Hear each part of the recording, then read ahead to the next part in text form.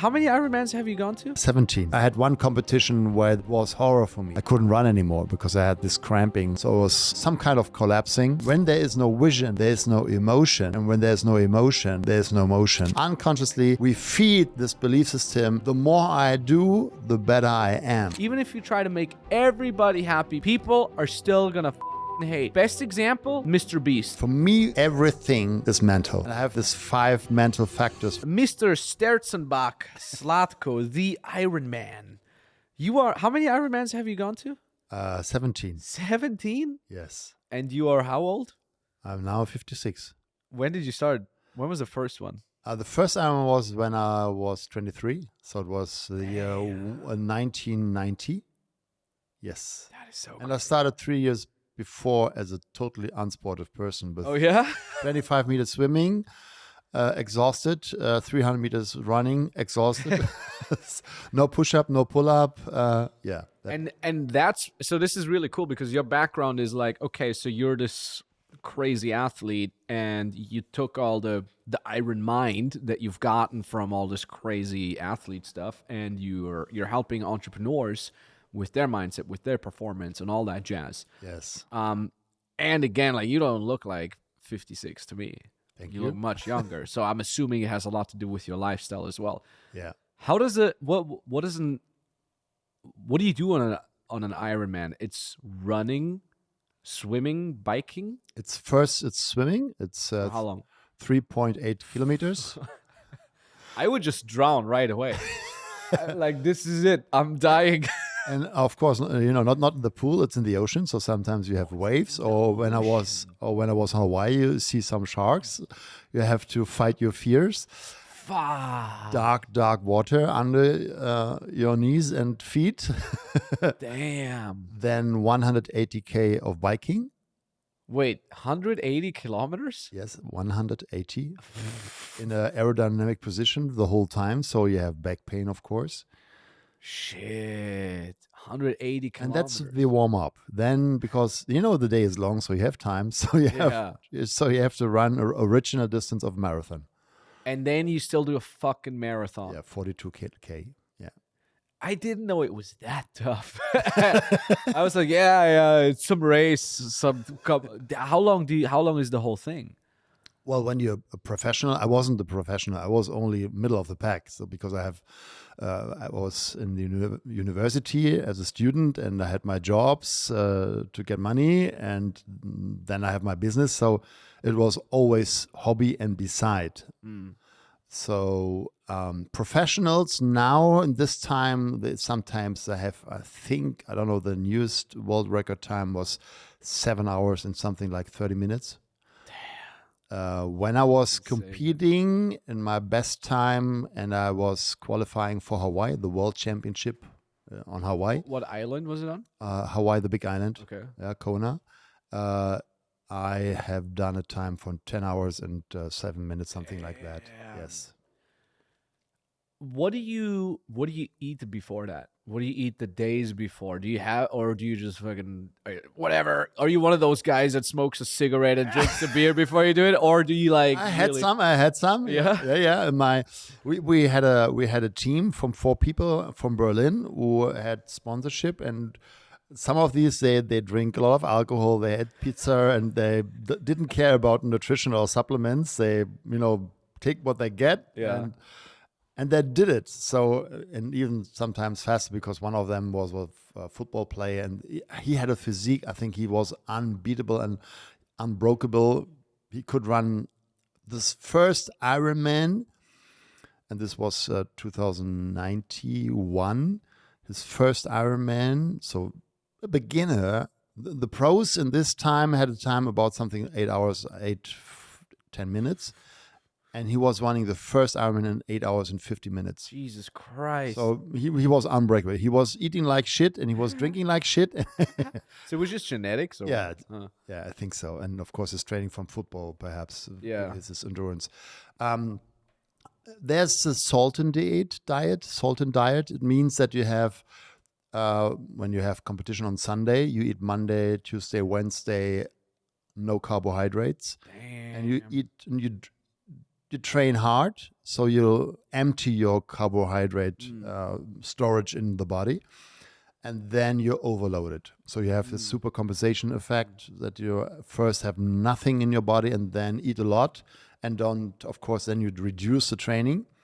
So you have big carbohydrate storage in the body for the competition then on Sunday, yes. Damn. What do you eat? When's the last meal before you do the competition? I had breakfast when it started in Hawaii. It starts normally in the Ironman distance. Normally, all around the world they start at 7 o'clock because it's a long day. Yeah. And you have to finish in 17 hours. So 24. Sorry, is it 0 in the night. I had breakfast at something like 4:30. I eat some white bread with some honey or with some strawberry jam, something like this. So very light carbohydrates without some fibers or a lot of fat. Yeah. Damn. In this time, now I would do it a little bit different. I would eat more proteins, I think, in the breakfast, and not. How come? Do you feel a difference? The problem is, first, of course, when you have a high glycemic carbohydrates in the stomach, you have a lot of insulin. So after this high, you have the low. So you have to reload it again. And some of the pros now, they have ketogenic diet. Damn. They make all the Ironman distance with a lot of fat burning. Damn. Percentage. Perhaps they have 70% or more from fat when they have the competition. Yeah. Because they trained it a lot. And of course they have this very high aerobic level. Yeah. Yeah. So you finish with running. Yeah. You see the finish line in front of you. You've just been destroying your body for the last 7-8 hours. You see the finish line, you cross it. Yeah. Walk me through your thoughts, your emotions, starting with you finish the finish line all the way to the hours after that. Before and or on the finish line? Yeah, just a couple last meters before finish line. Yeah. Well, of course, the last case when you are in the marathon, you count. For me, because the running was always the hardest part for me. I'm not a light person, like 60 kilo, and running like flying dog. Yeah. For me, it was with 90 kilo always a little bit the battle. Probably the knees. And mentally, it was for me the hardest stuff because and I'm a good swimmer. So the last Ironman 2012 in Florida, I was something like 100 under the first 100 from 3,000 people after swimming. After biking, I had a very good biking. I was 17th overall. Oh, damn. So it was really, very in the front. And then I knew now I will be always and only passed from hundreds of people. So for me, running was always the hard time.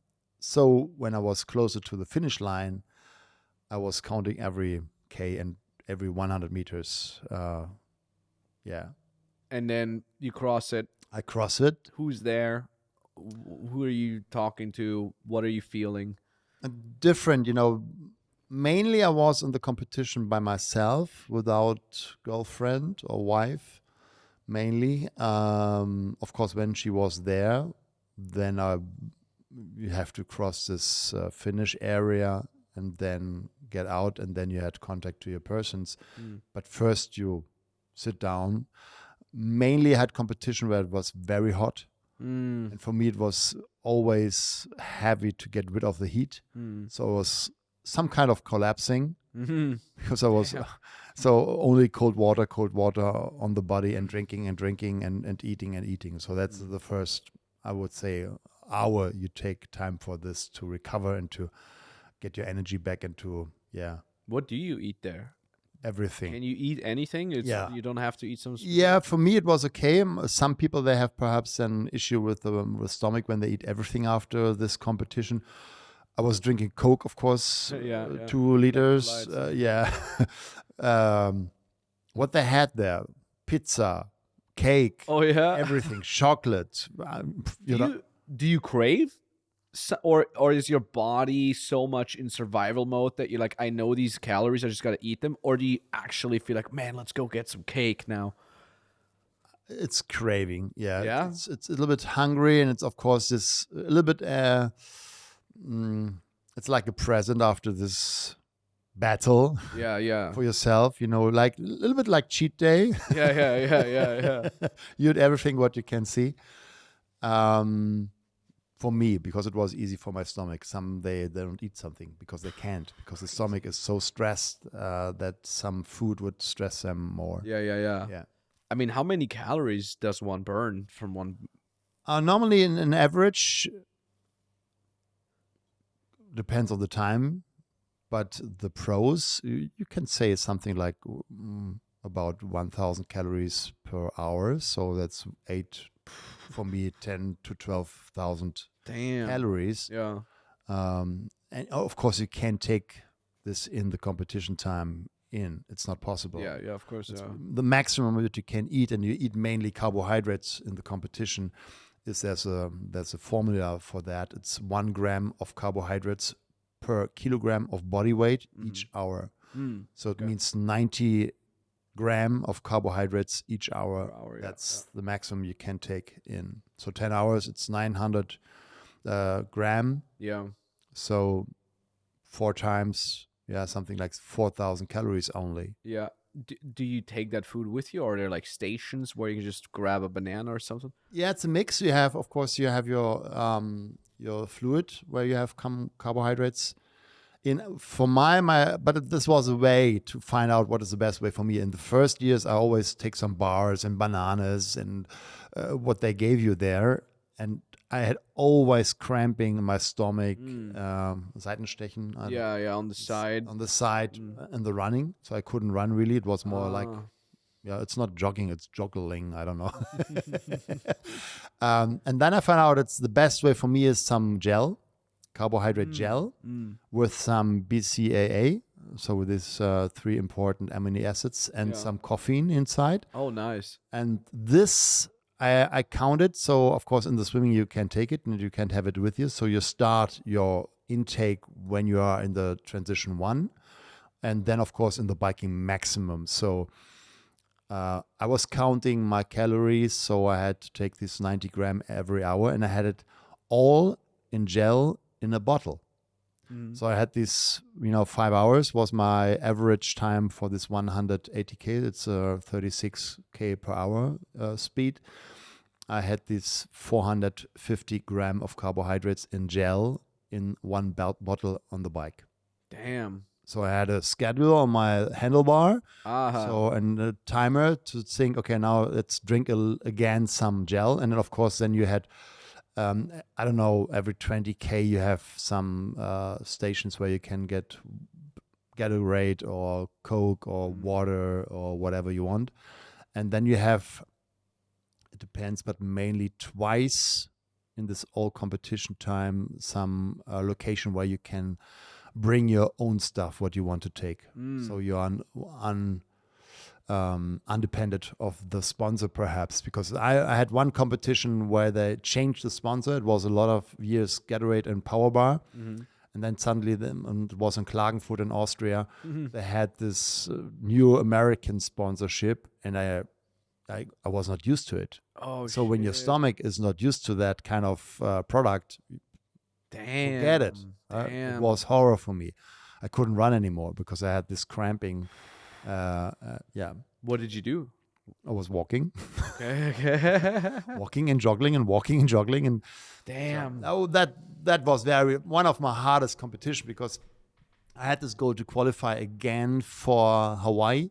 So I knew I had to run something like 9 hours, 30 minutes in my average group. And I was very good on schedule. And then on K11, I think it hits me, and I found out, forget it. Damn. And you cross 4 times this area where the finish line is. So And this was very mental tough to think, okay, I can finish now. Come on, let's stop it. There you have your car. Get off.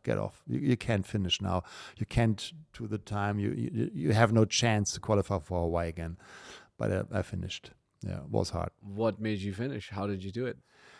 Because I was telling so many people That's smart. that I will have this competition, of course, and they know my training for 1 year to prepare. And I couldn't come back and say, no, I didn't. How did you? Okay, so that's more like on a macro. You said like, okay, I told all these people I want to do it. Yeah.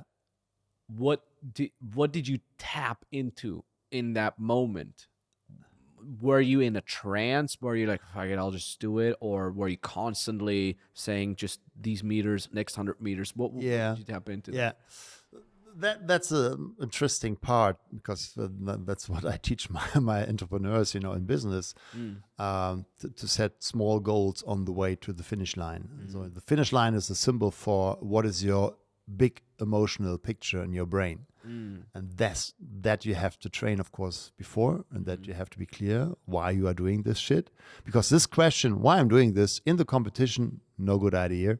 Yeah. Good. Okay. But of course, sometimes this question is coming up, and you ask yourself, "Oh, why I'm doing this here? Why this pain?" Yeah. So you have to find an answer before. It's not a good idea to discuss this question in the competition. For me, to handle this on the mental side was always to set a small goal. Okay, to the next, how do we call it? The station. The station where you get food. Every mile you get a food and drink. Okay. So let's run to the next drinking station. That was my goal. And then when I was there, I was drinking, I was walking or standing, eating, and then, okay, now to the next station. How many people finish? Like, what's the percentage of people that finish it, and how many just give up? It's high. When you compare it, for example, for a single marathon, Berlin or New York, it's much higher. Wow. Why? Because, of course, your invest is much higher. You had your training camp. You have your bike for, in this time when I was competing, mainly was perhaps 4,000 or 5,000, what was a lot of money for me as a student. And now some people, they invest 14,000 euro for a bike. Then you have your training camp for 3,000-4,000. And of course, you have to go through the training camp, or what? No, but they do it. Mainly the people who do an Ironman, they take it more seriously. You can run a marathon with a little bit of training. It's possible. I was, these days in October, there was the Berlin Marathon. I saw them on the Kudamm, and there was walking with sticks sometimes. So you can do it in 6 or 7 hours. Okay. You have done the marathon, but it's not really what I think it's. Yeah. But it's okay. It's, when you do something for your body and you move, that's the best. So everybody can have his goals. For an Ironman, of course, the training schedule is much higher to prepare. You have to think about the transition zone. You have to think about the bike, to travel there to this location, perhaps another country. So all this stuff, I think it's automatically because of your invests, you take it more seriously. So they are better prepared. So to come to your question, I don't know exact numbers, but I would say less than 10% don't finish. So 90% finish. It's crazy if you think about it, huh? That the way more difficult thing that is way more difficult to do, way more people finish just because they're more bought in. Yeah. That shows you also, like, as an entrepreneur, like, your buy-in fucking matters. Of course. I what I see when I look at my clients in our coaching programs, the entrepreneurs who invest 6,000 euros for half a year, they are not so driven to take the academy, to see the videos, to join the calls, than the people who invest 30 or 80,000 euros. Yeah. It's totally different. Yeah. It's crazy. I have a friend of mine, King Keto, Brandon Carter, shout out. And he told me many years ago, he's like, he used to sell ebooks for like, I think $5 or something like that. and he's like, the amount of people that want to refund the $5 thing is way higher than people that want to refund like the 5K, the 10K stuff. Yes. Isn't that crazy? And and the sad thing is, just for the price specifically, like, if people would put that much effort into refunding a $5 ebook, and if they would take that same effort and they would put it into their own business, they wouldn't have to refund a $5 ebook. You know what I mean? It's like, if you put that, like, you write the email, you explain why you want to refund, like, that could be an email that you're sending out to a potential client that makes you $2,000. You know what I mean? Like, Yes, of course. come on, like, your priority is wrong. So many people want to save money and they put effort into that instead of making just more. Like, if you make more, you don't need to save a lot of money. I mean, sure, be smart about it for sure, but like, I would rather always just focus on ways to make more money, because that gives me much more options. And then I can still save it if I want to, but at the very least, I put myself in a situation where I don't have to save it. Anyways, we're getting sidetracked. So how do you feel after freaking Ironman? Do you sleep well? Do you have crazy muscle pain the next days? When do you work out again? Like, how does that work?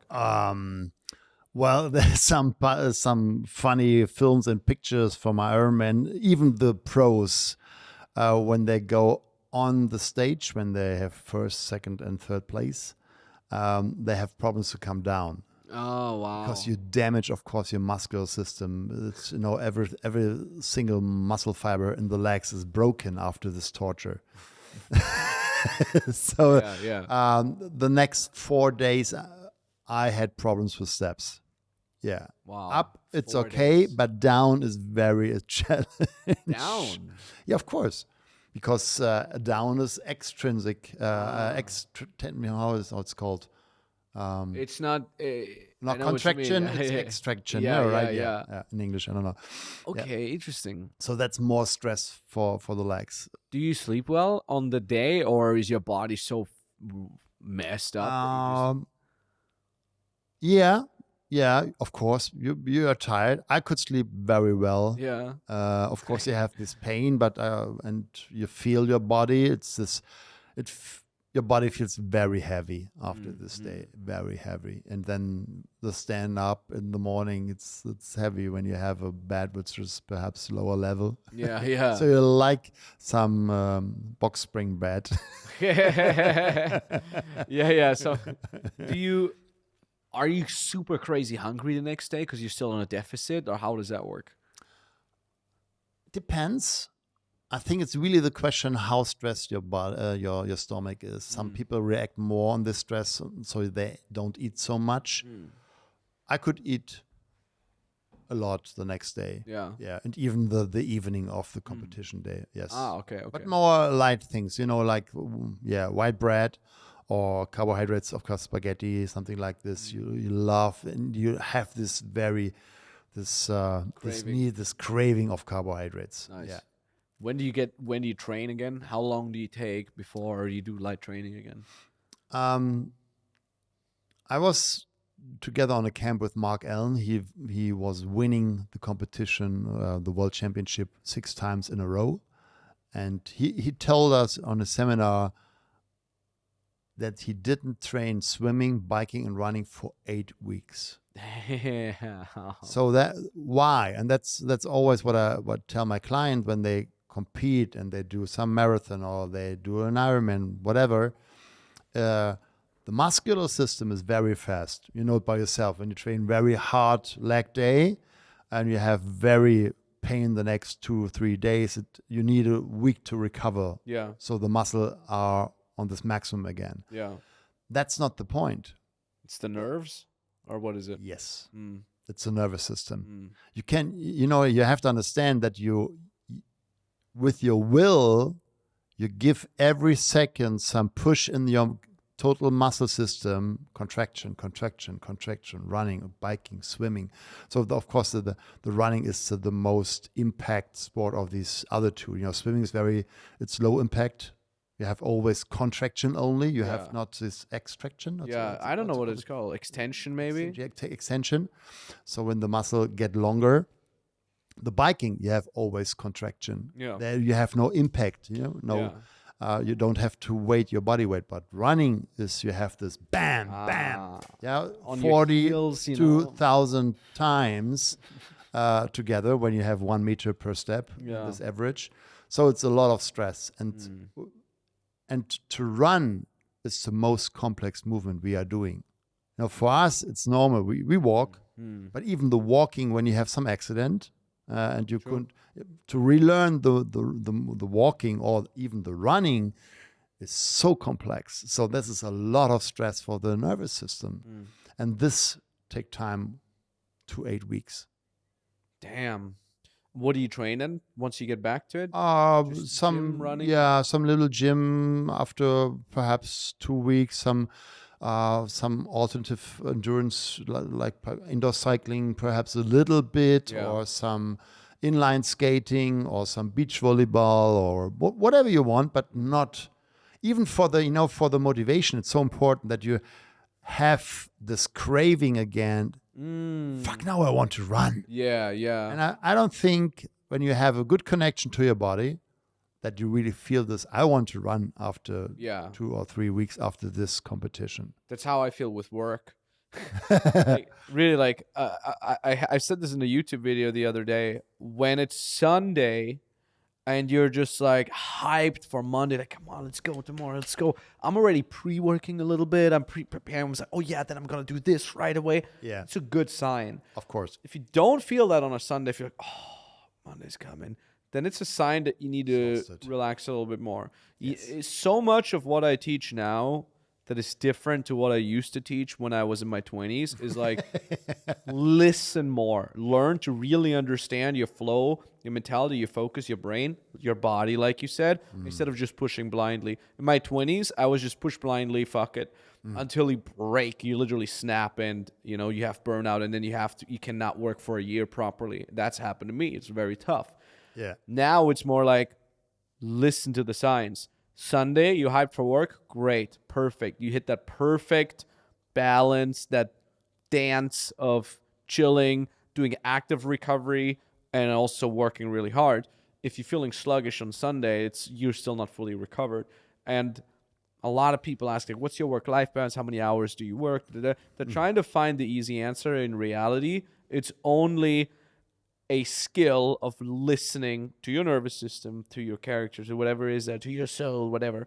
Like, it's that listening. You really got to find yourself and get to know yourself and take the time to do so. That's the reason why I like to give my clients, because sometimes they are so dissociated from their body. Yes. They don't have this connection anymore, this mind-body connection. So I like to give them some tools to track how the body is, is feeling, how the nervous system is. So, for example, this Whoop band, I like it because it gives me feedback. How was my sleep and how was my stress level in the day, stress level. And mainly the entrepreneurs we are coaching, they can't sleep really very well because they are so stressed. They have this high cortisol levels because they don't have this balance. You know, I don't like this word work-life balance, because for me, work is life. So it doesn't make sense. And when you have a 40 or 50 or 60 hour week, and then you want after going to the supermarket, make your dishes, make your washes, bring your children to the school, then you have this life. Perhaps this a few hours in the week that can't work. You have to find something which you love. Then it's not work. But even then, because I love my work, it's like my calling. I do a lot to have my me time. I call it my me time, where I readjust, where I refill my resources to be resilient. What you said was really, really good, where you said most entrepreneurs, they're so disconnected from their mind body that they don't even feel that. Why do you think is that? Oh, that's a good question. It's a tough question. I think there are many factors. First of all, we don't learn it. We don't have one course in the school. How do you find your body-mind connection? How to meditate? How to eat healthy? Why is moving or training so important? We don't learn this. We don't learn it in the school. We don't learn it, especially when you have perhaps your diploma in sports science, but then when you have perhaps economic or some just whatever what you study on the university, you don't learn how to be connected, how to to treat yourself on a healthy way. We don't learn health. Even the doctors don't learn health. They learn 55,000 illnesses. They don't learn any health. They don't have any study about nutrition. They don't learn about something supplements, automolecular medicine. They don't learn how is training, how that really works on endurance or weight training. They don't learn it. So how they can teach you to be healthy? It's a sick system and not a health system. That's, yes. How we always say. What you said is really interesting, that you're like, we never learn it. And I have a notepad on my phone. It's called Value Nuggets. Yeah. And it's literally just like anything I catch from a book, from a podcast, from a YouTube cool. video. Yeah. I just write it down. Yeah. And among the many, many points that I wrote down was actually something that when we were on Ibiza at the entrepreneurial retreat, what the shaman said, I love that so much that I wrote it down, and it fits super well to what you just said. So I just want to read it out real quick. He says, he said, and he addressed us, if you remember, like the first session with the shaman, where he kind of said, it's so cool that all of you guys are entrepreneurs. Yes. It's a very cool group. He said, you as business owners are very, very important. You're changing the world. Your work is healing the world.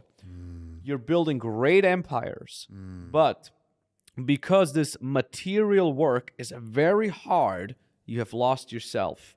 You've forgotten about yourself, your home, your spiritual home, and your ancestry. And I agree that everyone doesn't learn how to connect their body, how to listen to their body, but especially us entrepreneurs, because we're so much into this grind, business. Let's go, let's make sales here, let's hire people, let's do ads, let's create content. It's such an all-consuming thing. It's almost like a hydra, like a monster, like a mythological monster that you're feeding. It's in your basement and you're feeding it. And if you're not careful, that monster will break out and wreak havoc in your house. It's going to destroy everything. But when you train it, when you work with it, this monster can carry you. It can help you build. You can leverage this monster, the strength of it. There's this saying, I can't remember. It's like, I can't remember where I caught that saying, but it's like an elephant. It takes only a single elephant to destroy an entire village. But if you train that elephant, it can help build it. Yeah. That's exactly how it is. So especially with us entrepreneurs, we're building this monster, this hydra, this elephant, whatever the metaphor is. And a lot of them fail to learn to build a relationship with it, a constructive relationship, a symbiotic relationship. And that's kind of what you said, what the shaman said, and what I've also realized. Yeah. Now, how do you teach it to your clients to build that relationship with their body, with their minds, so that they don't over push? Yeah. First, perhaps 3 points. The first thing, I think in this time now, we have this disruptive time, and as an entrepreneur, you have to juggle with so many different balls. When I remembered 10 years ago as a speaker, I was international professional keynote speaker. I had only a few balls. Have some requests, answer, and go there. Yeah, that's it. Yeah, and then comes social media, and then comes online marketing, and then comes podcasts, and then comes. So it's now so many balls you have to handle as an entrepreneur. It's very difficult because you have this focus. That's the surface. What I feel interesting of, that's the kind we work now. What kind of belief system is behind that?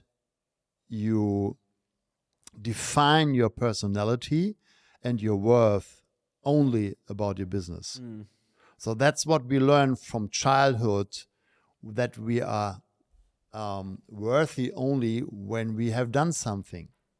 So that's so unconsciously in our programming that we are only a good person when we do something. It's not that we are good because we was born. Yeah. No, you are good when you have some performance Yeah. in the school, at the university, in your business. So unconsciously, we feed this belief system. The more I do, the better I am. And that's, this, I do something, then I have something, and then I am something. And that's the wrong direction. We have to understand on a deeper level, we are, and when we do what we are, then it becomes something on the outside. And many people, because it's so easy, define their self on the outside with this business and the success and the money and the cash and the cars and blah, blah, blah. But why they do it? Because they don't feel wealthy. And when you go this journey to reflect yourself, and of course we work on different levels, of course, because for me everything is mental. It's 100% mental. And I have, this 5 mental factors which I go through with my clients. The first, I said, it's 95%. It's not what I tell, it's what the more intelligent people and scientists say. 95%. I think it's more, but 95% is unconscious. So that means all our behavior is driven unconscious. We are not conscious why we are doing things. So that means that we are driven mainly from programming from our parents. And this is a different generation. We have now a different time. So it's interesting for me, when we talk, now I'm 56, you are younger, your generation have a total different approach about business. Yeah, very true. When I talk with my clients, they're more they're 40, 50, 60, they have a total different mindset than you and your peer group when you look about business people. And so first of all is look really deep, what are your limiting beliefs? Like, I'm not good enough, or they have some topics with their parents or their fathers because they never told them you're a good person or I love you. And so they try to ausgleichen. They try to balance. Yeah, they try to balance this Mangel, meine Güte. Try to balance this lack. Yeah, this lack with some material things. Yeah, okay. And it's higher and bigger and bigger and bigger. And that's the second part. So many people, even the business people, they compare always with the outside. Especially. So, yeah, I want to be the number one. When I have clients and they say, what is your goal? I want to be the number one in my market. And I say, bullshit. It's very extrinsic. Yeah, it's extrinsic motivated. Yep. It's not intrinsic motivated. So I say always, when you compare yourself to others, this is the track of unhappiness. Yep. Because what do? You have the biggest boat, and then somebody come with a bigger boat. There's always a bigger boat. We had this scene when we had our Ironman seminar on Mallorca. Jeff Bezos was there. Nice. With his boat. And he had 2 boats. Yeah. Because one for himself and one for his stuff. Oh, that's funny. So I think it's one of the biggest boats you can ever have on this planet. And he will be perhaps now lucky to have the biggest boat on there. Perhaps to the moment, I don't know, some Elon Musk will come with a bigger boat. I mean, he got a spaceship, when you have the biggest boat, there's another guy who has his damn spaceship. So I think that's a part. Many entrepreneurs, they have this penis comparing on a different level. That's the first part. You have to check what is your unconscious belief about yourself and about life. The second thing, and that's what we talked about a little bit on the Ironman, always they ask me when I had my keynotes, Slatco, how you have done that? 17 times an Ironman. How you can motivate to do this stuff? And I said, you have to understand the competition. That's the party zone. That's the event. That's nice because people are watching you. You have this different area. You travel to another country. You have your nice hotel where you prepare yourself. Then you have this nice nature, perhaps on Hawaii or whatever. I was in Florida, or on the Caribbean islands. I was on Ironman. Whatever. That's a nice party. You have to ask me, Slatko, how you can motivate yourself for 1 year to train every single day when nobody is watching and it's raining. It's the private victories that you have to rack up. Yeah. So how you do it. And that's the same in entrepreneurship. And that's what I found out in my coaching. Many clients, I would say 90%, they don't have a clear vision. They don't have this big emotional picture from themselves associated what they will see in 5 years when the company is growing. Of course, you have to underfeed this vision with some KPIs. Yes, I like this because like a training plan, you have your numbers, you know your watts, you know your heart rate, you know your case you are doing every week and every day. But at the end, when there is no emotional picture, so to bring it different words, when there is no vision, there is no emotion, and when there's no emotion, there's no motion. So the vision is so important. What is the picture from your company in 5 years when you want to schedule, when you want to grow? How many employees you will have? How's the office looks like? What kind of tables you will have in it? What kind of clients you want to have, really, where you have party with them, where it's nice, where it's a win-win-win situation because the family, they feel better because they make this coaching, for example, with us. So I have a vision for my business. To give an example, I would say perhaps in 5 or maximum 10 years. I don't care about the time because the vision is so emotional. And we talked about when you came in, you saw the Spartana helmet here. Spartan, the 300 Spartan. Yeah, the 300. I want to grow to an Ironman club with 300 entrepreneurs. Nice. Who are really on a different level, where we have these events where we invite CEOs from some charity organizations to make really a big impact to the society. That's my vision. And I see the stage, I see the crowd, I have this picture, everybody is in black, white, stand there, and we have this big event. And that's my emotional picture. And because it's so high, so big for me, like when I was starting for competing for Hawaii, it's so big. I take this metaphor. Many entrepreneurs, they have a small vision, like the small glass, and they stand here, and then they have a small problem.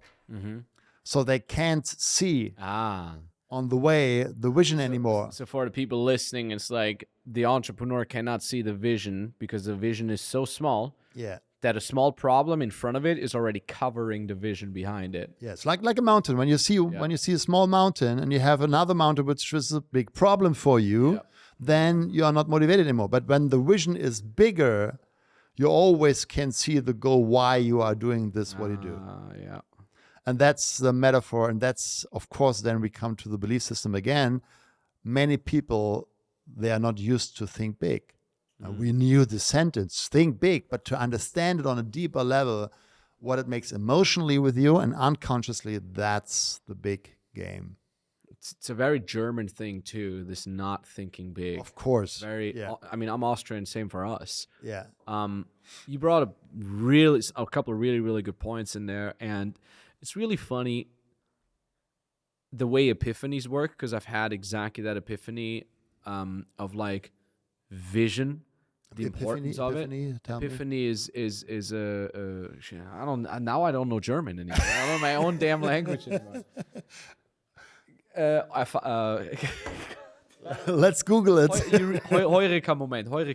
Okay. Yeah, How do you say that in German? I know, but I know now what you mean. Okay. Yeah, okay. So every time I get an epiphany, I happen to hear the same epiphany over and over again afterwards. It's almost like a confirmation. What you said of like, you have to have a vision, you got to go in with a specific plan, like you got to visualize things. I've heard this thousands of times before. Yeah. Oh, visualize your success. And I was like, yeah, whatever. It makes zero sense. But now I kind of learned it.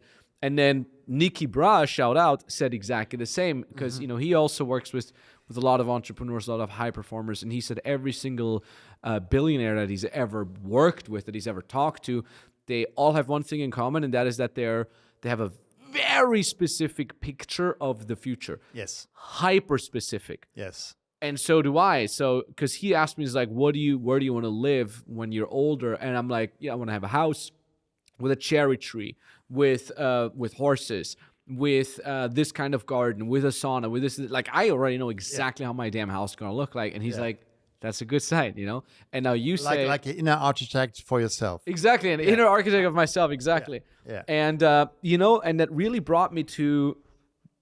I got like a little mini epiphany that is connected to that, and I had it 2 days ago.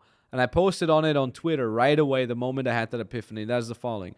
Last year, 2023, January to December, I've traveled more than ever before. Yeah. I've worked harder than ever before. I've worked more hours than ever before. I've done more awesome stuff than ever before. Went to more concerts, did more things, relaxed more, chilled more, as if my days had 36 hours each.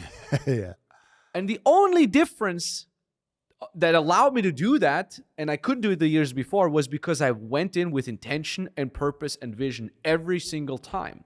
I wasn't a leaf in the wind that was like, I feel so tired, let me chill now. Oh, now let's put in some work. Oh, maybe travel. I was like, I'm going to work now till Friday. Saturday, Sunday, chill. Monday, nothing. Spontaneous. Tuesday, this. I always had intention. Doesn't mean I wasn't spontaneous. Sure, I was spontaneous as well. But everything I did with 100% intention behind it.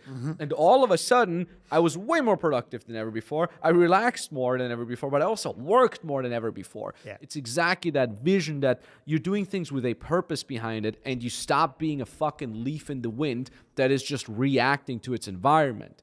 That was the key. Because everybody says, like, I mean, you probably hear this a lot too. Is like, how can you balance a business and the training and the sport and the family and all that? I don't have the time for that. I come home from my fucking work and then I'm tired. Yeah, it's not necessarily just that you're tired.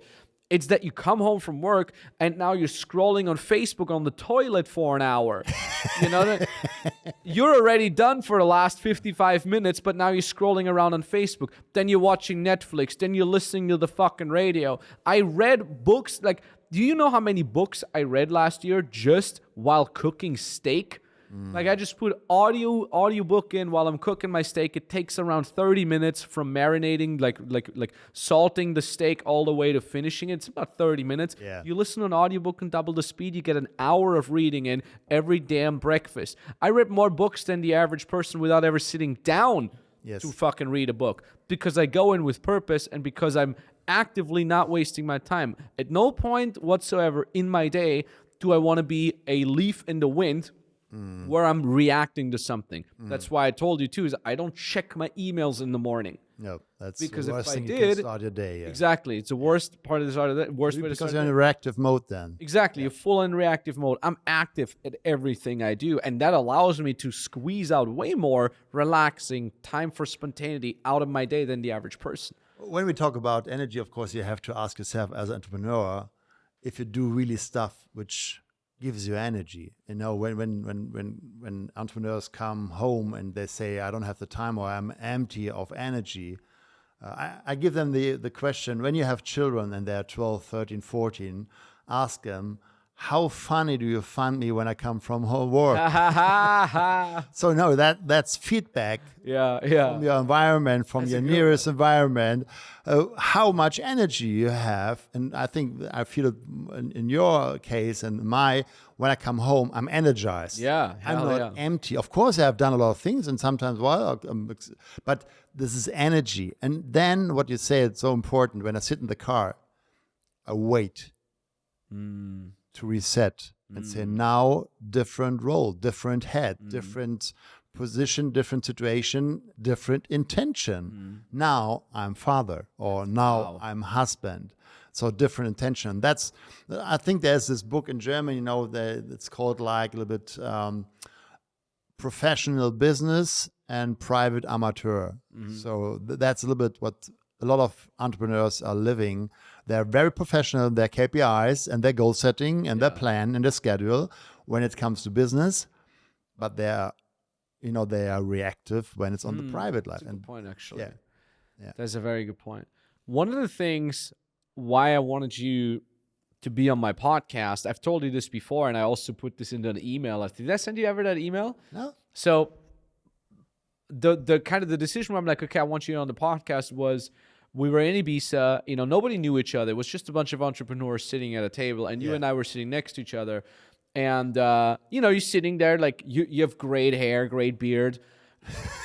And you're, like, clearly older than me, and then you said you're 56. I'm like, oh, you don't look like 56. Yeah. And then you're like, yeah, well, earlier this year, you told me about your bucket list, like all the things you want to do. And I said, this year has been going great for me. I went shooting AK-47s. I went swimming with the dolphins and all that. and I was just hearing that as I was eating my porridge. And then I'm like, wait, hold on a second, wait.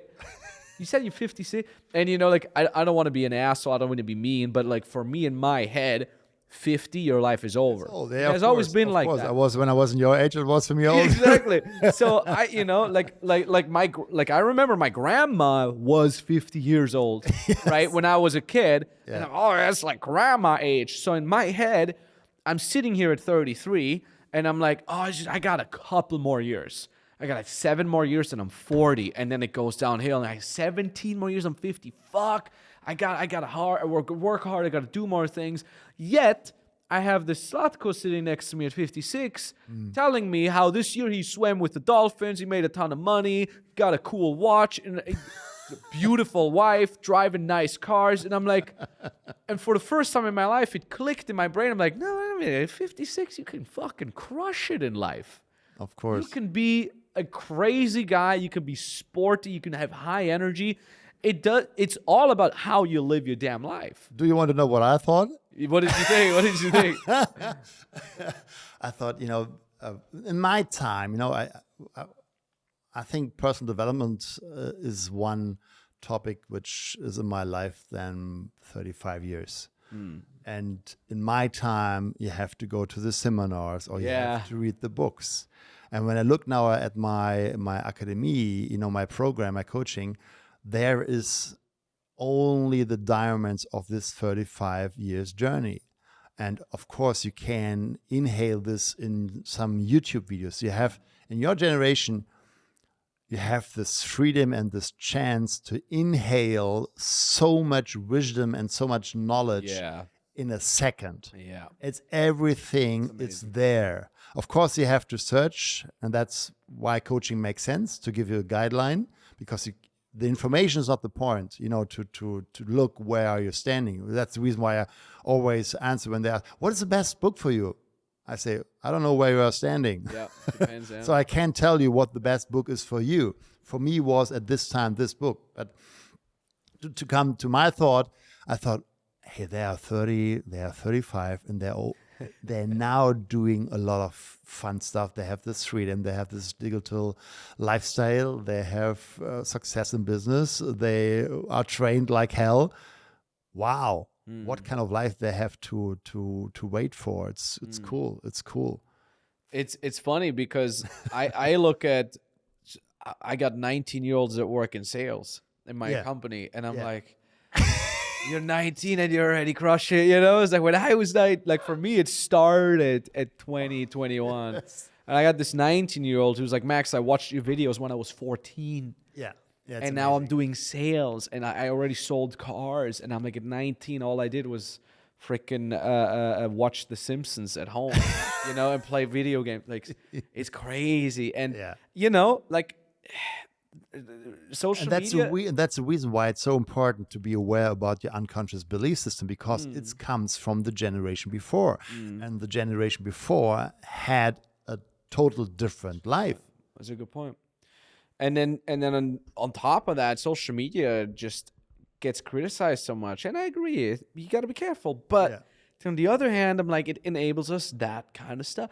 Because look, social media is just algorithms, very powerful algorithms. Yeah. But these algorithms, they get trained by you. You yourself. So if you go on your Instagram and you say, well, I get distracted because all I see is like hot girls dancing around, shaking their ass. You know, like Yeah. my 13-year-old cousin, all she does is watches kitty videos of cats on a skateboard. She's not gonna get girls' asses. It's just the algorithm gets trained differently. So it's a tool, very powerful tool. Like, again, like having a Hydra monster in your freaking basement, same spirits. It's just another monster. So if you let that monster just rampage and do with you as you please, you become the leaf in the wind, and your social media is just going to show you stuff that distracts you. But if you do it right, if you go to my YouTube, for example, like if you log in my YouTube, it's all just personal development, money making, Formula One, and poker. Yeah, that's the reason. That's what I trained my algorithm to show me. Yeah, And yeah, you could argue Formula One and poker are a little bit more on the distractive side. Although poker is really, it's much more about the mentality and the mind games that they do. You learn a lot. So. But it's like, again, it's like I train my algorithm by clicking on the right things that actually help me. So social media per se is not bad. No. It's just a tool you need to learn how to use. Of course. Yes. That's what I tell my clients. You know, you don't have only to be aware about your nutrition diet, like we talked before. Your mental diet. Yeah, your information diet. Because, you know, the sentence perhaps from Václav, you can't not communicate.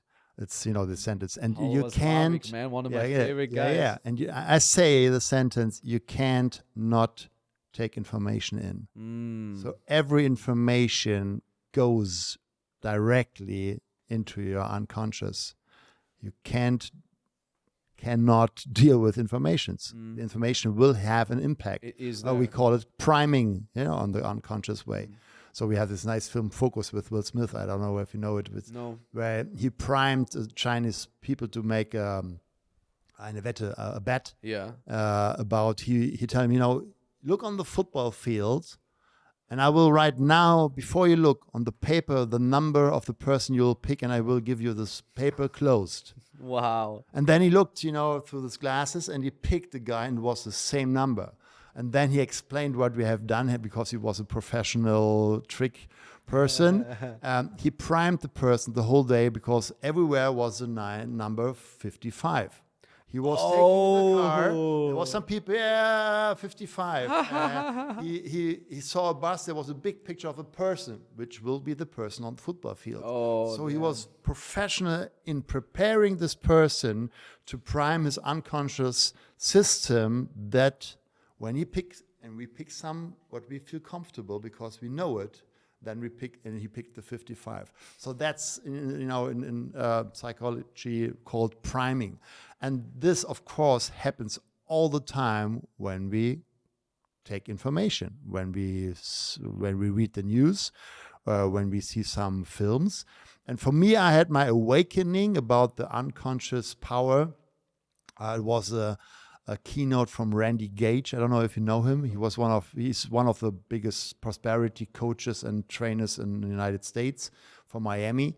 And he had a keynote in the NSA, the National Speakers Association. So 2,000 speakers from the whole world, the most successful, was coming together, and to have some seminars and keynotes and workshops. And he tell the story, you know, I had this vacation with my clients on Maldives, and we had this nice bungalows on the sea, and you could see, you know, in your bedroom when you put some bread in the water, all this fish in different colors. And, you know, this apartment was something like 1,000 per night, and the others on the beach, they had only 300 per night. And when we flew there, it was first class, you know, and I was walking and I saw this different section there behind, you know, it was looking like a prison. It was, I didn't know it, that is economy class. And all the people was laughing. And he said, you know, I can understand, you know, you can understand when you're as a speaker, you know, you're a very, very famous speaker and you have this lot of money. And then there's this flight, you know, 10 hours to Tahiti or to Maldives, and you have the 1,000 in the economy class, and you have this $12,000 in the business class. Why anybody, you know, 10 hours would spend 1,000. Yeah.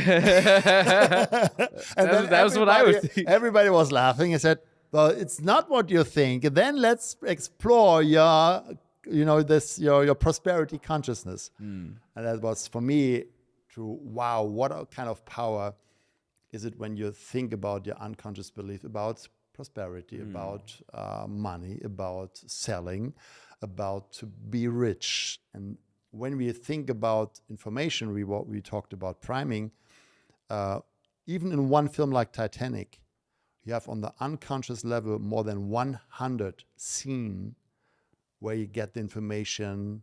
Rich people are evil. Money is nothing.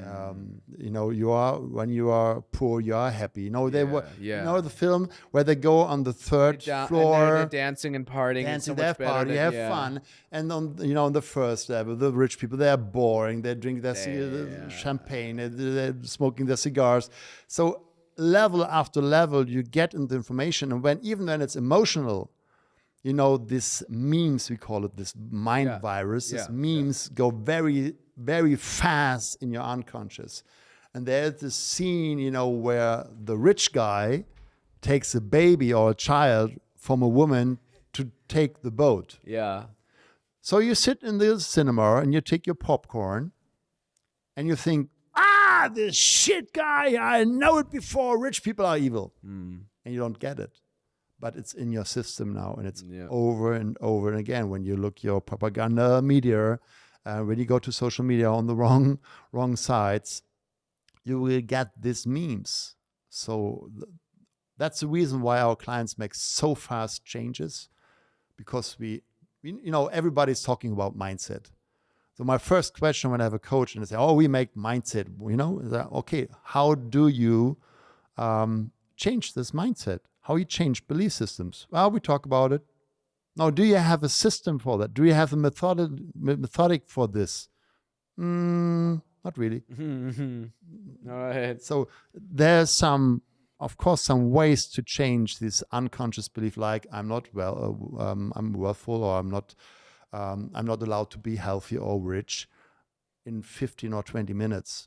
I changed more than 300 person now in 50 minutes, but there was very scary about flying. That this fear of flying. So when you know how to change this inner world, this inner pictures, it's very fast. And then the change is so easy on your behavior level. Yeah. And what many coaches are doing outside there, they try to change the behavior. But it's a symptom. Yeah, you have to go to the source. Yeah, and that's your belief system. That is so. It's such crazy brainwashing that we're getting, that wealth is evil, or just wanting to make a lot of money. Yes. Like, you sit at the dinner table with your parents, and they're like, "What do you want to do?" And you're, I want to make a lot of money. There would almost always be the interjection of, but money doesn't buy happiness. Yeah, sure. But again, like, it's not a bad thing to want more money. For me, it's energy. Yeah, it creates safety for you, for your kids, better education, better food, more mental health. I mean, it's literally, there's so much research that has just shown, like, the poorer you are, the worse your mentality is off. Sure, mental health caps at a certain stage of income. I think it was a couple of years ago, it was like if you make more than, I think, 70,000 a year. Yeah. Like after that, you don't get happier. And probably now with inflation, it's probably a little bit more. I don't want to buy this. Yeah. I don't want to buy this. I know this study, and yes, I can understand that when you have a special level of lifestyle, it's not the bigger car or the bigger house or whatever. But on the other side, I think for me, it's an expression of not to have enough fantasy. What do you want to do with the money? Some experience like we have done on Ibiza. It was expensive. Exactly. And to do this, to have this freedom, for me, it's freedom. Money is freedom. And it's energy which comes back when you do a good job. The more you do for many people and more people who have an impact, the more money you will get. Exactly. Easy part. It's a reflection of that. Yeah, it's a reflection. Money is only one energy level, and you get some awareness, or you get some helping from other people. And with that, it's, the sentence like, I don't know in English, in German, will money distract your character, or will make your change Poison your character. poison your character? No, it doesn't poison. It shows your character. Yeah, amen, amen. Yeah. And I always say, and I used to say, like I've been saying this for years. It's not how much you make; it's how you make it. Yeah. How are you making that money? Are you making that money because you have an impact on people, because you're talking to people, you're coaching them, and you're sharing your passion? Are you making your money in a way that you're doing it online from wherever you want? You can have your own time schedule. All these things contribute to a happier life as you're making money. You could make more as a banker, but you hate it. I'm not saying there's probably bankers out there that love what they do, but there's probably bankers that just do it for the money. So you would be freaking miserable. So I call this the Even setup. the banker, Yeah, exactly. I call this the setup life or setup business, where you basically say like anything you do in your business is something that you love doing anyways, and it feeds into each other. So for example, when I set my business up in the B2C realm for a reason.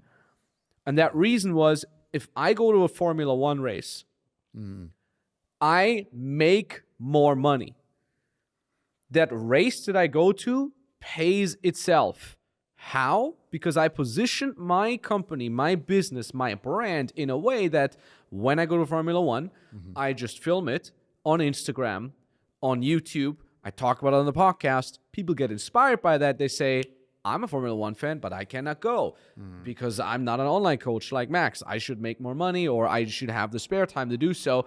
I want to buy Max's program, so he teaches me that because I want to live the lifestyle that he inspires me to do. So now I'm not only going to Formula One because I like it, but I'm also getting paid to do it.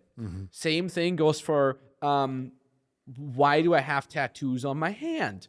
That could be bad for my business, right? But the way I built my brand is I say things like, the reason why I have tattoos in my hand, because I could never get a job like this, which is the goal, to never have a freaking job. So it's a reminder for myself. You have like, a chance to go back to the normal system. Exactly. There's no turning back. I burned the boats, right? When I went to see Metallica in Paris, it was an expensive trip. We flew from Japan back to Europe to Paris. We rented a place there. We invited some friends. We all went to see Metallica. And I'm like, again, well, when I'm there, I'll make sure to fucking film this. I had an extra videographer there who smuggled in the camera in his pants, by the way. If people wonder how you smuggle in the camera to see Metallica, I was like, smuggling the camera in his pants. And we filmed it.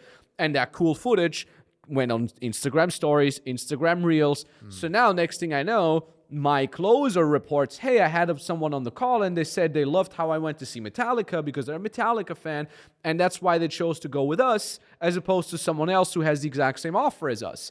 Because on a surface level, I'm not unique. How many guys are out there that look similar to me, that have the exact same offer, like, hey, we help you become a coach, make your first 10K a month? I'm not the freaking only one who had the idea to sell this. Yeah. But it's the way I position myself that makes me unique.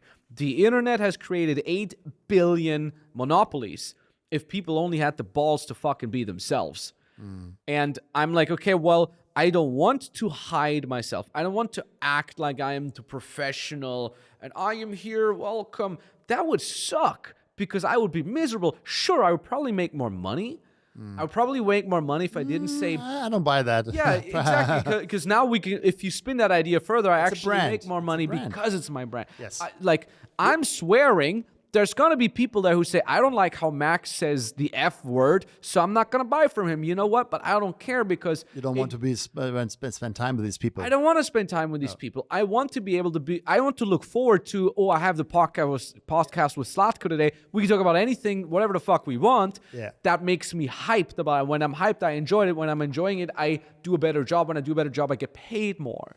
And that's always why I say it's important how you make it and not how much you make. And this, this comes, of course, directly to this. Do you feel yourself as accountable and wealthy and healthy and wertvoll? Precious. Precious or valuable. Valuable, because when you behave like you feel, of course, you will have deeper connection to the people who will especially like this style. Yeah. That's brand building. When you try to please everybody, you will have a lot of people will come to your company or buy your product, and then they will argue with you. That's the reason why my trailer for my book, the 55 secret rules for more peak performance. We have this scene with my car. It's the Aero 6, and I'm driving, and now it's so. Of course, I knew a lot of people will hate this. Oh, this guy, he has to show his cars. Yeah. I like my car, and it's okay. And I don't want to argue if it's now better to have an electric car or it's too much PS or economy, blah. I don't want that. So brand building, be as you are, and you will have friends who like you as you are, not how you behave. Exactly. I'd rather be hated for who I am than liked for who I'm not. I always put the example of Rammstein, the band Rammstein, people, like when they go play a concert somewhere, there's people protesting against it, Parents forbid their children to listen to the Rammstein, right? I know my mom maybe now it's a little different, but my mom was like, don't listen to this band. Like, they're evil, Yeah. But on the other hand, you see people that got tattoos of their names, of their faces all over their body. That's a perfect example of being polarizing, of being hated, but also loved. Mm-hmm. On the other hand, we always used to have an example of Starbucks. Nobody hates Starbucks. Everybody's like, yeah, it's there. It's decent coffee. Everybody likes it. Nobody loves it, though. I don't see anyone getting Starbucks tattoos. When they would know what is inside, they wouldn't drink it. Yeah. But it's a good example. It's an example of, it's liked by everybody, but not loved or hated. You got to be like Rammstein, though. If you really want to make it in this world, especially with branding, social media, where it's hard to cut through the noise and build your own niche within your niche, you have to be willing to be hated. People are going to hate you anyways. Even if you try to make everybody happy, please, everyone, people are still going to fucking hate. Best example, MrBeast. Do you know MrBeast?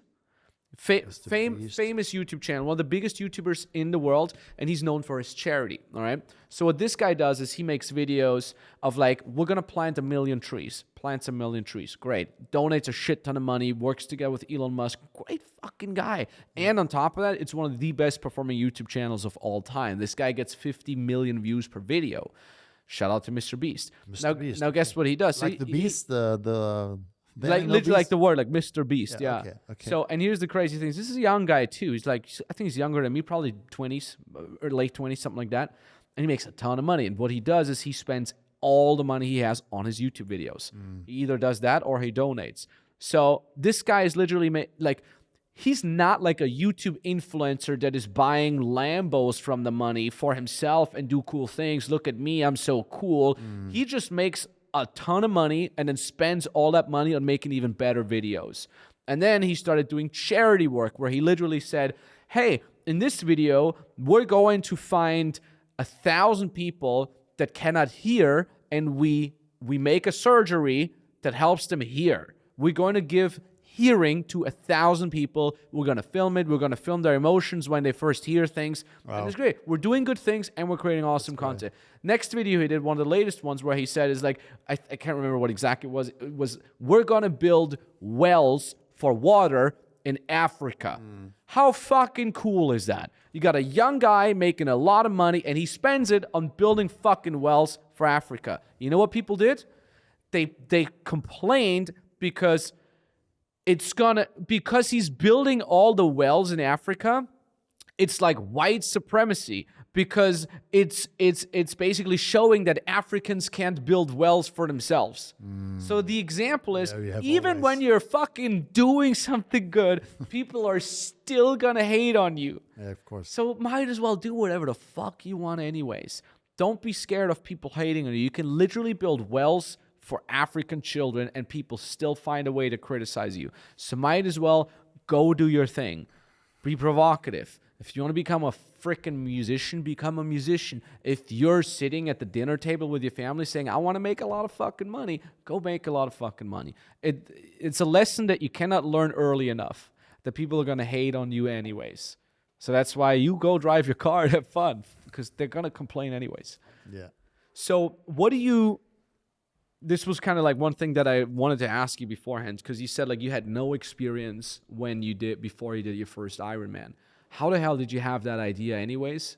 Yeah, it And wasn't. you were young. You were what, 20, 23 you said or something? I was 20 when I saw it was 20. It was, That was 1987. Damn. 1987, and it was the first time they had some documentation in the ZDF, in this German TV. TV, about 1 hour, and they showed these pictures, from the island, from this lava fields and the ocean, and this fighting the first 100 meters all together. It's like a washing machine. Everybody's swimming all over, and they grab your feet, and they take your shoulder out. So it's really? fighting. The first 100, 200, 300 meters, depends how fast you can swim. It's fighting. And Sorry to interrupt you there. Why? Does it make a difference if you're in front of someone for your time? Yeah. Oh, it does. Yeah, you have this wind shadow in the biking. The slipstream, it's you called. take some 30 or 50% less power. It's something like between 20, 30% when you have somebody who has this feet movements. With the swimming, you mean? With the swimming. So it's better to swim behind someone? Yes, because you have this air which comes from the feet down in the water, and that gives you a different it gives position. it floats you better. Yeah, you feel better. So you have like this sucking effect. The current sucks you further. Okay, interesting. Yeah. So you have to find somebody who's a little bit faster than you, and then keep the shadow. Got it. Yeah, and then swim behind. So I saw these pictures and this fighting and this lava fields and this battle and the running and the exhausted, and some people will come after 16 hours and 59 minutes and 59 seconds before the finish line is closed with 80 years, something like that. And I was inspired. It was like a virus. I saw, I want to be there. And from this moment, I had this picture. And this vision and this emotion and all my channels, visual, auditive, kinesthetic channel, how it will feel when I will cross the line. Wow. And this vision was the reason why I started this journey. And that's the same in business. When you have a vision which really makes, that will be so cool. Yeah. There's no problem on your way, because every single training session is a problem, because you have to increase your comfort zone. You are used to run perhaps 20K, and then you start to run the 20K in the morning without breakfast. So you will have every week these moments where you crush your body because you have no glycogen anymore in the body. So when you had this situation, I don't know if you had it already, when you're running with glycogen and then it's empty, it's like you hit the wall. It's really you are searching for air, because a fat molecule needs something like 20 or 30 times more oxygen than the glycogen, because there's already oxygen in the molecule structure. So that's the reason you see when you're in New York or in Berlin, this something like 30 or 33K. Many people are struggling in this time because the glycogen is empty. Damn. And so every training session is always a problem. And you will not be able to deal with this pain, to deal with this struggling, when you don't have a big vision. So you're seeing this on TV. You're 20 years old, 1987. What do you do next? Do you train right away, or? Yeah, I started. I had a bike already. It was a steel bike with something classic like 12 kilos, classic one with, this pedals where you fix your shoes with some stripes. Oh, not with this click system that we had now. And then I think 2 years later, so I had the first, or 1 year later, I had the first click, and I will never forget the moment I had this click, and I was standing at the lights, at the traffic lights. I have to say, I forgot. Yeah, boof. You fall on the side. So I started with, we had a small lake in my area, and I was biking there, something like 10K to reach this lake. And there was one spot where you can reach the other side of the lake, and it was something like 25 meters. So I started with swimming this 25 meters. Wow. Then had a pause, 5-10 minutes, recover, and then swim back, finish. That's it. Then after 1 week, I was swimming 25 meters in and back. Yeah. Then 2 times. Then I was very faithful. And there was another spot you could reach, another area of the lake, beach area. It was, I think, something like 400 meters. So I was swimming these 400 meters. I was exhausted. I was walking back. So that's where I started my career in swimming. Yeah. And from that moment where you saw it on TV to your first participation, how much time was in between? I had, of course, some small distance competitions before, some short distance, Olympic distance. So it's 1.5 swimming, 40K biking, and 10K running. But that is already crazy. Then I think not in the first year, but in the second year. And there, of course, I had this inspirational moment. I was swimming good. From 300 people, I was, I think, place 221.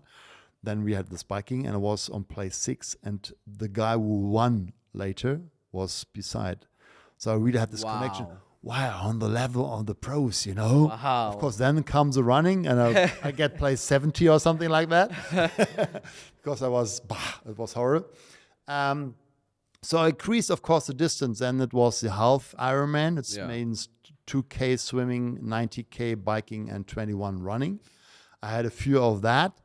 In the third year of my career, I had the first Ironman on Roth. It was a qualifying competition for the Ironman in Hawaii, for the World Championship in Germany. Now I think we have something like 30 qualifying competition worldwide. Yeah. So you have to be first, second, third place in your age group to come to Hawaii. Damn. So 100,000 people try to be one of the 2,000 or 3,000 on Hawaii. Damn. So that's the way. Yeah. Whew. What is the best age group? I could imagine 30s. Yeah. I think the hardest is something like 35 in this area.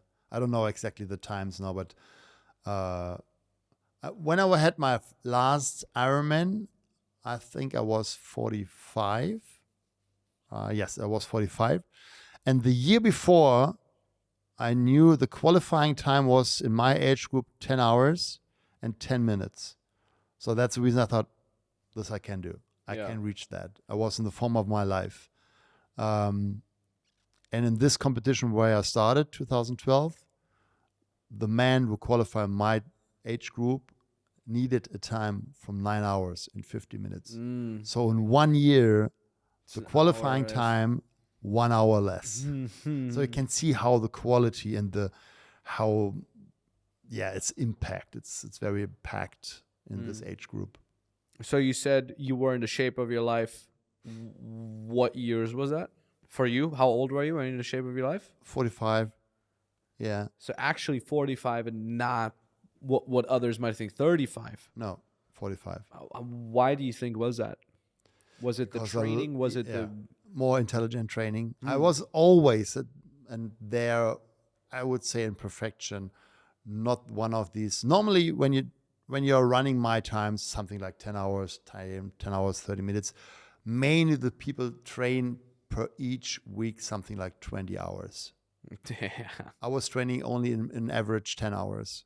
But you did it more efficiently. Yes. And that's, this skill to be efficient, that's exactly the same skill I teach my clients in coaching and business, because mainly they are not efficient and they're not effective.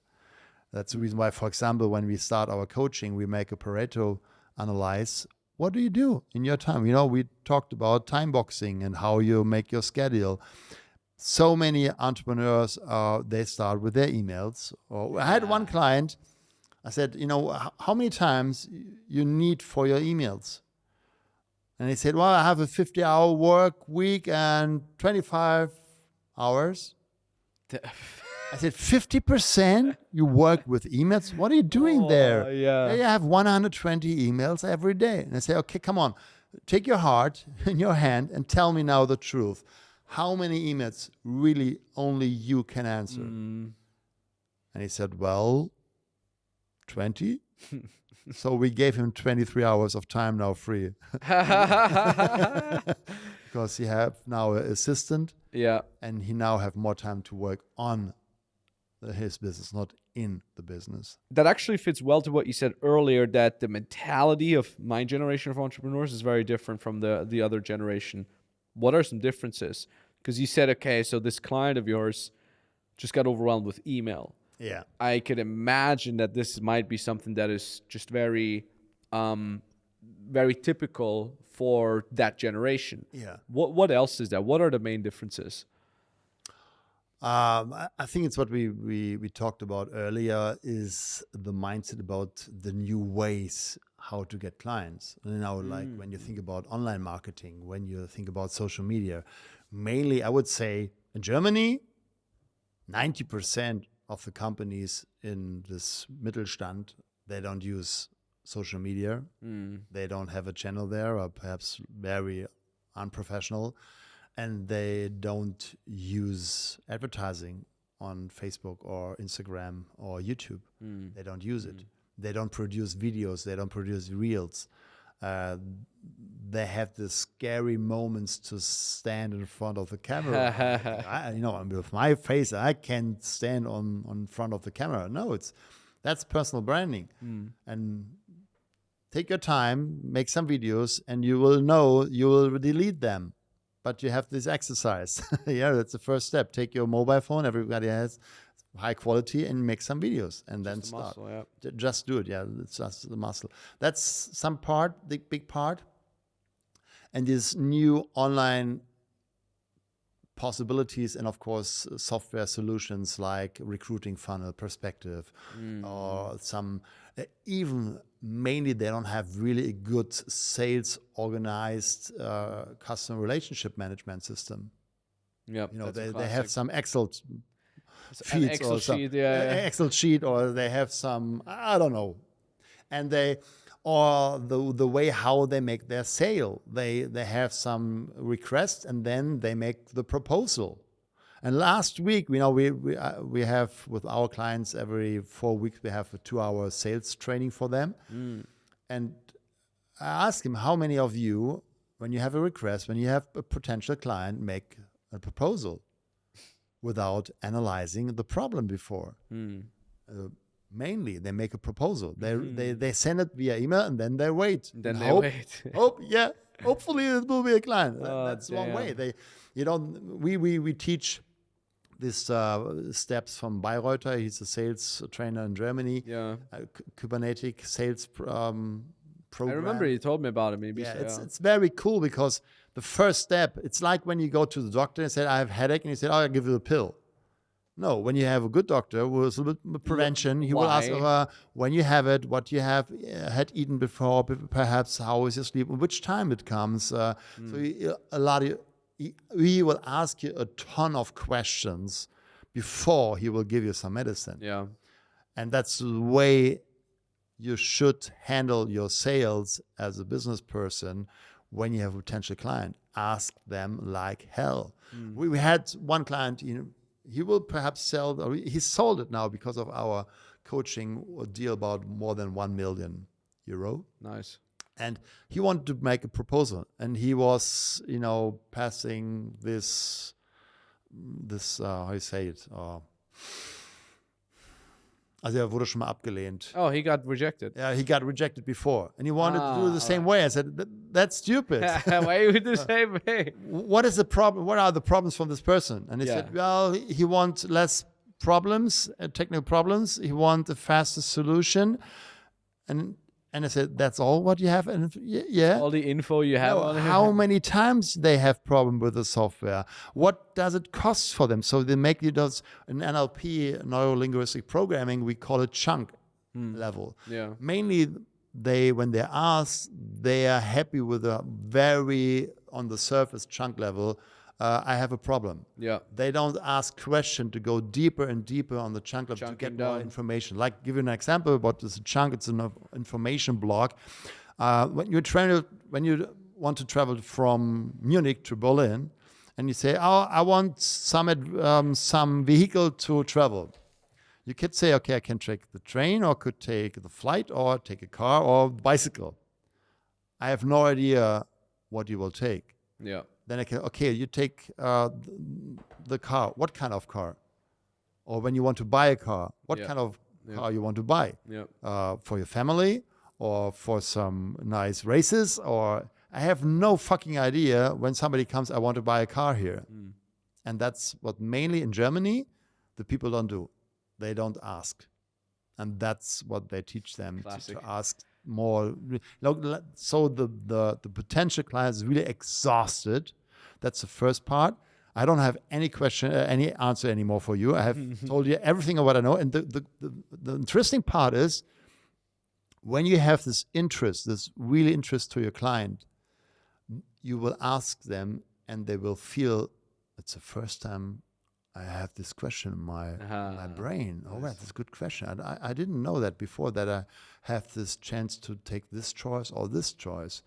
And unconsciously, of course, that kind of questioning gives the client the feeling he's really interested in me. Yeah. And that's what I think it's different because you teach it and you learn it, this kind of new sales programming, presetting, setting, closing is automatically more successful in sales. I will never forget, really, I had this moment. I was invited as a keynote speaker. It was the number one in producing this big, huge, this, it's not a car, it's diese Bauwagen. Also die haben Räder, they have wheels like two person. So, to build something, which okay, to build something, there's just so many moving pieces that they have to do. Big, yes. Yeah. And there was number one on the market. And the salesperson, older, they was pissed off because the CEO said, now we will have a CRM system. Because they felt control. Yeah. So there you can see it's total different mindset. Yeah. I always wonder, like, well, what are my blind spots going to be for the next generation? I kind of see it already. I'm 33 now. I'm friends with people that are 19. Yeah. A good friend of mine, Noah Morris, I'll have him on the podcast as well in a couple of weeks. So this guy just makes like multiple six figures a month with faceless YouTube channels. Faceless? It's just YouTube channels where he's not talking, but it's like he writes the script, he has someone else read the script, takes the audio, has someone else edit the stuff, and that's it. He has Formula One channels that are, he's not speaking, he's not saying anything. It's just someone reads a script and then they show footage of Formula One, like whatever, like why Fernando Alonso switched from Ferrari to quit, and then he went later. It's just they talk about the drivers, and there I'm like, wait, what? He's like, yeah, you just look at the click-through rate, and then you test all the thumbnails, and then you do this and you do that, and like that is now an even deeper version of what I know. Yeah. Right? Because I'm like, well, but the personal branding, what about talking into the camera? And he's like, no, we don't do that. So just like that CRM is weird to the older sales guy, that stuff that I see these kids do nowadays is weird for me too. Yeah. Analyze everything. Yeah. I'm like, really like, oh, that's weird, but like, don't you need to build your own brand? It's really, really interesting. And he just has a couple cash cow channels that's just raking all the views, get millions of views per week, per month, per day. And it gets paid from that because YouTube pays you per view basically. And it's really interesting, but you always you don't have to understand things. You don't have to master everything. In my opinion, it's just be open enough to say that's another way to do it, right? Here's one way to do something, and that's great. And just like it was easy for me to switch from being a vegetarian for over 12, 13 years to eating meat, you got to be able to change direction. The moment you have written proof in front of you that there's another way of doing something that you want to do and it's better, you just got to go with it. No ego. Even if you've done vegetarianism for 12, 13 years, like now it doesn't work anymore. Fuck it. Let me change right away. I met two young men, 24 years, something like that, on a seminar 3 weeks ago. And they talked about their crypto You know, Nice. their way, how they make the one guy. I think he's 24. He had 1.6 million value privately, Nice. not in the business, Yeah. privately, Yeah. because of Bitcoin. So and now he's buying this, I don't know, this digital pictures from some NFTs. yeah, and they make a lot of money with that. Yep. So it's, you know, there's so many chances in this world, and yeah, of course you have to be interested. You have to think about it. You have to go deep and you make your analysis. But so many freedom and so many chances to take it. Yeah. Yeah. You know, as we're slowly wrapping things up, what's next for you? What are you interested? You've done a lot in your life. You've told me also about your bucket list and all that jazz, and you have family, you have wife, you clearly are, for many people, probably the embodiment of some sort of, that's someone that's reached it all. You got the family, you got the wife, you got the car, you got the business, you got the sports. Do you still have crazy goals where you say, okay, that's what I want to do in the next 10 years? Of course. Yeah. First of all, you know, this Ironman club with 300 entrepreneurs, the modern Spartan people. Yeah. And then when we have our business established here in the German language countries, I will go international. That's Nice. my vision. And to really have an impact, because I think, you know, I talk a lot about the Matrix. I like this film. Nice. And I think love that. mainly the people have this, you know, they're in the Matrix. We saw the propaganda in Corona. Yeah. So yeah. that they're really in the Matrix, and to show them the reality is the way you want to have the reality. So you can just, you know, gestalt it. No, you can what? gestalten. You can. You can create it the way you want. You can create it like Design you it. want. Yeah. To have, and of course, yeah, you need these visions. You have to think about the values, what kind of values you have, and if your business is counting on these values, then makes sense. And then you have this energy. Then you have this congruence about your values and what you do on daily basis. My big things are, of course, more of this bucket list I have done this year. We are now December, more than 30 points of my bucket list. Damn. Things I wanted to have, things I want to experience, like, you know, Ibiza, for example, was one of my bucket list too. Some things I want to learn. For next year, for example, I have some focus on this topic of hunting. Oh, nice. Yes, I will make the license for hunting. You're the second guy who tells me about it recently. It's so interesting. It's like Abitur. It's like it's so many informations. Yeah. Really? Yeah. It's difficult to get a hunting license. Damn. The book is this size.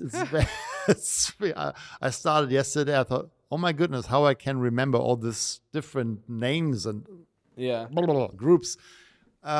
But I like this. And yesterday we have this survival guy here in this podcast, and it was so interesting what he think you need to have in your home, in your car, and on your body on daily basis to, when something hits you, you are prepared. I don't know. Of course, I don't want to make some drama here, but I have a new belief system. I don't know if I can catch it now in English. Give me 1 second. It's better to be the warrior in the garden than the gardener in the war. Yeah. And that's a little bit I thought a lot about the last weeks and months, what happens now in this world. So it's not only that I want to give energy on the negative side, that I'm afraid now, or this, this apocalypse now, but it's interesting, to think about, well, how does it work? Does it work to filter water when you don't have water in the system anymore? Or what will happen when you don't have electricity anymore in your home? How you can deal with that? Or you don't have food because the nutrition supply, the supply chain is crossing because something, I don't know, can happen something. That's interesting. Of course, for me, the journey in the next years will be the journey of my daughter. I love to do all this crazy stuff with my daughter. She's now 6, and diving with dolphins with her together, Wow. or with a whale shark together, or to have some nice spots all around the world. I think there's so many things you can see and to explore. Yeah. Different belief systems in different countries. I want to give her the chance that she grow up in rich surroundings, so she has the choice, not because of money, because she wants to travel and to have this impact of different belief systems. And we, in Germany, we have this kind of belief system. It's, it's different. It's it's different. very unique. Yeah, unique. I think it makes a lot when you see, they don't have the money, but they're happy. Yeah. And they want to give you something. Wow. It's not this, I don't have enough. Yeah. It's envy culture bullshit. Yeah. Yeah. Yeah. It's beautiful that you're creating so many nice experiences for your daughter. And I remember for me, like every time my dad would, even just simple things like, hey, let's go outside, play football. Like those are fucking core memories. Yeah. And I didn't have crazy adventurous core memories, but I had very nice ones. Yeah. And this is kind of also like a thought that the older I get, the more I have of like, what kind of experiences do I want to give my future kids? Yeah. And one of the big reasons why I work hard right now, one of them, not the only, but one of the reasons why I work so hard is because I want to be able to give any experience to my kids. And not only the cool, crazy experiences that cost money, but also just sometimes the experience of like being there physically, Yeah. watching a movie, watching a kids TV show together with them. So it's inspiring to see that for you're living the thing that I want to get to.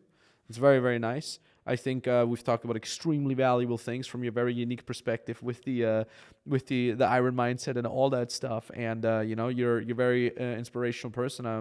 Thank you very much for being on the podcast here with me. Are we gonna do the ice bath still? Yes. The ice bath. Okay. Yes. So you got one in the It's there. in your damn office. I looked when it's 3.3 degrees Celsius now.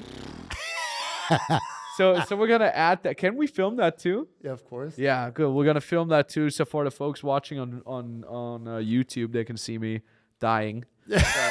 So let's do that. Slatko, where can people find you? Website, Instagram? Iron-mind.de.